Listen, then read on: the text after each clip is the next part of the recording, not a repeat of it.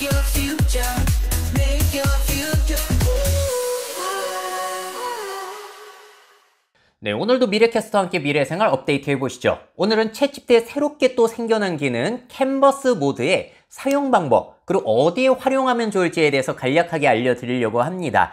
자, 이거 유료 사용자만 지금 쓸 수가 있으시고요. 자, 유료 사용자들은 위에 모드 선택하시게 되면 이렇게 캔버스 모드가 베타 형태지만 활성화가 되어 있으실 거예요. 자, 제일 잘 쓸 곳은 리포트라든지 회사의 보고서 같은 거 작성할 때 아주 좋을 것 같습니다. 자, 제가 명료한 것은 한국의 고령화, 칼융의 집단 무의식 이론을 결합한 논문을 작성해 달라고 했더니 저렇게 캔버스 모드로 자동으로 넘어가게 돼요. 글을 보면서 내가 수정할 수가 있게 되는 거고, 좌측 하단의 저 메뉴가 핵심입니다. 여러 가지 기능들이 있는데 먼저 뭘 선택해봤냐? 독해 수준이요. 현재 수준부터 고등학생, 대학생, 대학원생, 심지어 유치원생 수준으로 글의 어휘를 바꿀 수가 있으세요. 자, 대학원생으로 하게 되면 글의 내용은 똑같은데 어휘를 조금 어려운 것들로 바꿔주게 됩니다. 자, 그리고 글의 길이를 조절할 수 있다는 것도 너무 좋죠. 자, 더 길게, 가장 길게부터 해가지고 가장 짧게도 되는데 가장 길게 선택하게 되면은 원래보다 75%를 더 작성해주게 됩니다.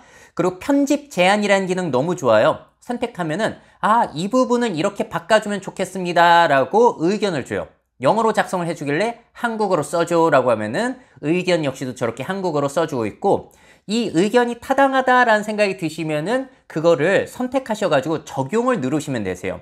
그러면은 그 의견에 맞춰서 그 부분을 수정을 해주게 됩니다. 이것도 적용을 누르면은 거기에 맞춰서 수정을 해주고 있는 걸 여러분들이 볼 수가 있으세요. 자, 이번에는 글의 수준을 중학생 수준으로 바꿔봤더니 뒤에 더 자세하게 보여드리겠지만 어휘를 쉽게 바꿔냅니다. 그래서 다양한 독자에 맞춰서 바꿀 수가 있고요. 글의 길이도 가장 짧게 해달라고 했더니 다시 75%를 더 줄여주더라고요. 자, 더 길게 해가지고 이제 진짜 논문 한 편 적을 수 있게 될지도 모르겠고, 저렇게 선택을 한 다음에 이 부분은 이렇게 바꿔줘 라고 하면은 내가 선택한 부분만 내 의견에 맞춰서 바꿔주기도 합니다. 자, 이 부분은 이제 통계 자료까지 넣어가지고 작성해주면 좋을 것 같아 라고 했더니 거기에 맞춰서 이제 또 바꿔주고 있는 것들도 나오고 있어요. 참 편리하겠죠? 자, 그리고 이모지 추가 기능도 있는데 이건 아무래도 인스타그램이라든지 그럴 때 글을 쓰는 상황에서 굉장히 유용하게 쓸 수 있을 것 같고, 망했다 싶으시면 저렇게 언두, 되돌아가기 버튼을 누르시면은 이전 작업으로 돌아갈 수가 있습니다. 또 중간을 선택해서 여러분들이 직접 타이핑해가지고 글을 작성하는 것도 가능해요.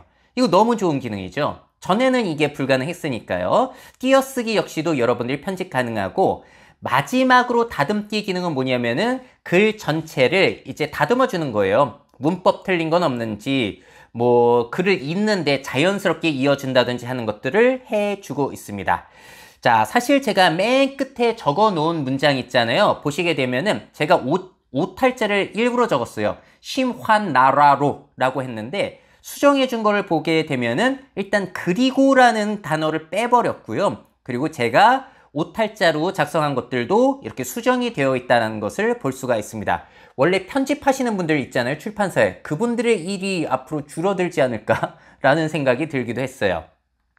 자, 그리고 제가 처음 명령했을 때 나온 문장이 저런 거고요. 제가 가장 길게 생성해 달라고 했더니 원래 문장 자체를 늘려주는 게 아니라 원래 문장은 남겨두고 그 뒤에 문장을 붙여주더라고요. 이 부분은 조금 아쉽지 않나라는 생각이 들었지만 사실 이거는 위에 있는 이 부분을 내가 드래그 해가지고 이 부분만 늘려줘라고 하면 또 수정이 될 겁니다. 그래서 이것도 사람마다 요령껏 잘 쓰시게 되면 진짜 활용 잘 하시는 분이 계실 거고, 진짜 컴퓨터라든지 그런 거 잘 못하시는 분들은 기능이 있어도 못 쓸만한 기능인 것 같아요.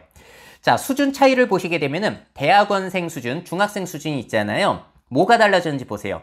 심층적 무의식 층위라고 대학원생 수준에서는 얘기했던 걸 중학생에서는 깊은 무의식이라고 쉬운 단어로 쓰고 있죠.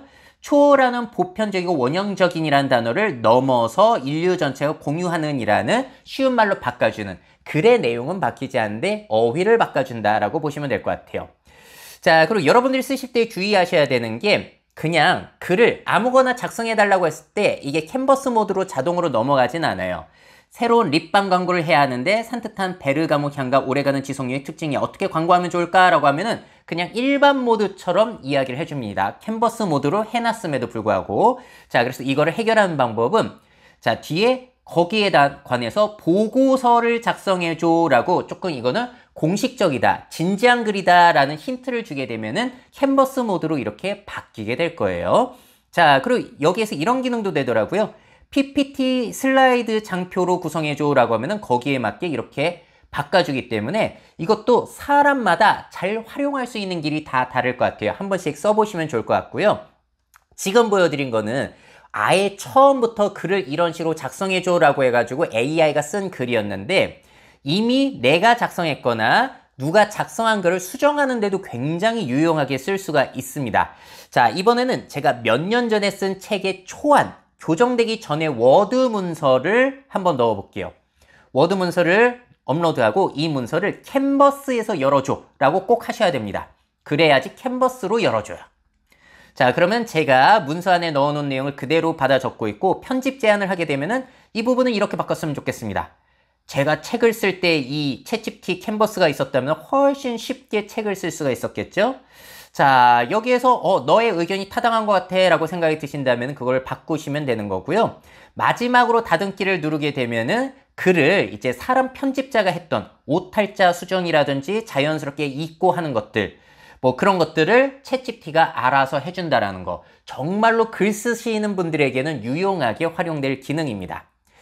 자, 그리고 이 캔버스 모드는 크게 두 가지 특징을 가지고 있어요. 하나는 글 쓸 때 좋다라는 거, 하나는 코딩할 때 좋다라는 거거든요. 근데 사실 이거는 그간 뭐 GitHub 코파일럿이라든지 다양한 서비스가 있었던 건데 챗GPT 서비스에서도 비슷한 기능을 준다라고 보시면 되세요.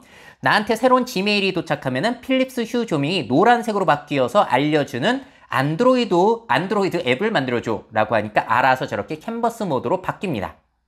자, 이 부분에서는 또 메뉴가 달라요, 기능이. 자, 댓글 추가를 누르시게 되면은 그 코드에 대해서 설명을 적어줍니다. 영어로 적어줄 때도 있는데 그거는 한국어로 바꿔달라고 하면 되고요. 로그를 추가해달라고 하면 추가를 해줘요. 그래서 나중에 버그 찾거나 할 때 유용하게 도움을 받을 수 있는 기능 들어가 있고요. 또 버그 수정. 내가 작성한 코드를 캔버스로 열게 한 다음에 버그 수정해달라고 하면 수정을 해주겠죠. 자, 그리고 특정 언어, 이 다양한 언어로 바꿀 수가 있더라고요. 파이썬이라든지 C++이라든지 자바스크립트로 바꿔낼 수 있는 기능. 정말로 유용하게 쓸 수 있는 기능이 아닐까 싶습니다. 자, 그리고 코드 검토를 누르게 되면은 글쓰기랑 똑같아요. 이 부분은 이렇게 바꾸면 좋을 것 같습니다 라고 제안을 해줘요. 그래서 네 제안이 맞는 것 같아 라고 생각이 드신다면 그거를 적용을 하시면 됩니다. 그럼 거기에 맞춰서 이렇게 코드를 바꿔주고 있고요. 아까 글쓰기랑 똑같이 이 부분을 내가 바꾸고 싶다 하시면은 선택을 하시고 조명색이 초록색으로 2번 깜빡인 후 다시 원래 색으로 돌아가게 바꿔줘 라고 하면은 또 그 부분을 바꿔주기도 해요. 코딩도 앞으로 누구나 쉽게 말로 명령해서 할 수 있는 길이 자꾸자꾸 열리고 있다. 자, 이렇게 사용 방법이라든지 활용 방법을 보여드렸는데 미래 채널이잖아요. 이 얘기 빼놓을 수 없어요. 캔버스 기능을 통해서 예상해보는 미래 사회의 변화. 자, 첫 번째. 이제는 누구나 높은 퀄리티의 글이라든지 코딩을 할 수 있는 시대가 열리게 됐습니다. 상향 평준화가 되는 거예요. 자, 그래서 앞으로 AI의 도움 없이 작문이라든지 코딩을 하는 사람이 진짜 있을까요? 이제는 누구나 상당한 도움을 받거나 아예 맡기는 사람도 생겨날 것 같아요. 생각, 아이디어 떠올리기 이런 것들을 AI에게 맡기게 될 것이다. 자, 그러면은 더욱 커지는 AI 의존 현상이 나타나게 될 텐데 이게 인류에게 득일까 실일까? 이게 상당히 고민이 되는 부분입니다. 생산성을 높일 수 있을 것 같기는 한데 사람들이 생각을 혹시 덜하게 되는 건 아닐까? 라고 우려하시는 목소리들도 꽤 있는 거죠. 자, 처음부터 끝까지 작문을 하거나 코딩하는 능력의 중요성은 앞으로 줄어들 수밖에 없을 것 같아요. 자, 반면에 AI에게 좋은 질문을 던지고 잘 지시하고 결과물을 선택하는 능력의 중요성이 증가된다. 그러니까 사람이 무조건 생각을 안 하고 멍청해지기만 한다라고 볼 수는 없지 않나라고 생각이 들고요. 결국 무언가 차별화할 수 있는 플러스 알파 역량을 길러내는 게 중요해요. 아니 누구나 AI에게 명령해서 글을 쓰고 코딩을 하면 다 상향 평준화가 되잖아요. 그 결과물로 돈을 벌 수는 없거든요. 거기서 뭔가를 자기만의 차별성을 얹어야지만 돈을 받고 그리고 능력을 인정받을 수 있는 시대가 온다. 자, 제가 이거 비유를 맛집, 줄 서는 식당에 꼭 들고 있는데 아무리 갈비 레시피가 다 공유가 되어 있다고 하더라도 어느 가게는 줄 서고 있단 말이에요. 왜 줄 서고 있다? 그 가게만의 플러스 알파가 있기 때문에 그 알파 역량이 우리에게 돈을 벌어주지 않을까라고 저는 생각을 합니다.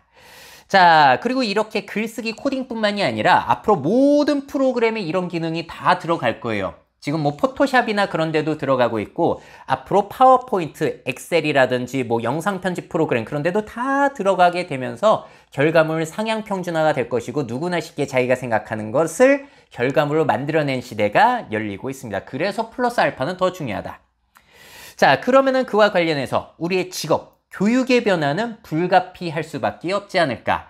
실제로 젠슨왕이 올 초에 그런 얘기를 했죠. 10년 전이라는 프로그래머를 추천했겠지만 이제는 아니다. 왜냐하면 누구나 말로 명령해서 프로그래밍 할 수 있는 시대가 열리고 있기 때문에 그보다 복잡한 뭐 생물학이라든지 그런 쪽을 추천하고 싶다라는 거예요. 직업의 변화. 아까도 말씀드린 것처럼 그 출판사의 편집자들, 그 사람들의 역할은 어떻게 되는 것인가? 자, 그리고 대학에서 리포트를 집에서 써오게 한다? 야, 이건 진짜 의미가 없지 않나라는 생각이 들어서 교수님들 같은 경우에도 이제 이 사회의 변화에 맞춰가지고 새롭게 역량을 측정할 수 있는 그런 방법들을 고안해 내셔야 될 것 같습니다. 자, 오늘은 캔버스 모드를 보여드렸지만 전에는 뭐 엑셀 데이터 처리, 그래프 만들기 그 기능 설명도 보여드린 적이 있으니까요. 안 보신 분들은 이 영상까지도 보시면 좋을 것 같습니다. 자, 캔버스 모드 나온 지 얼마 안 됐거든요. 또 이 기능 어떻게 활용하면 좋을 것 같은지 여러분들의 아이디어 댓글로 남겨주시면 감사하겠습니다. 미래사회 변화를 업데이트하고 싶으신 기업 및 기관, 그 밖에 미래 트렌드 교육이 필요하신 분들은 myf21naver.com 이메일로 연락주세요.